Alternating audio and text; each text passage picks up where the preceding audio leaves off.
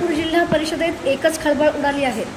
अध्यक्ष दीपक वैद्य आणि उपाध्यक्ष इंद्रजित पवार यांच्या अचानक धाडीत प्रशासनाचा भोंगळ कारभार उघड झाला आहे। बुधवारी जिल्हा परिषद मुख्यालयातील विविध विभागांची अचानक पाहणी करण्यात आली।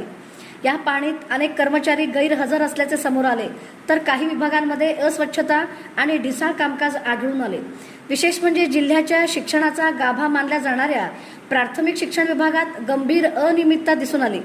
कामकाजाबाबत विचारलेल्या प्रश्नांना समाधानकारक उत्तर न देता आल्याने संबंधित विभाग प्रमुखांना अध्यक्ष आणि उपाध्यक्षांनी चांगलेच धारेवर धरले।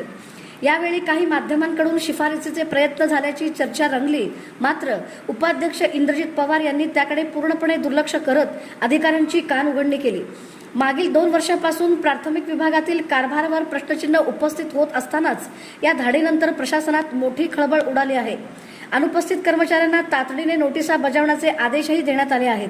ठीक आहे, मी तर इथं शहरात घर असून डब्बा गेले अध्यक्ष म्हणजे चला सदस्य शिकवा टायमिंग टेबल येणं जाणं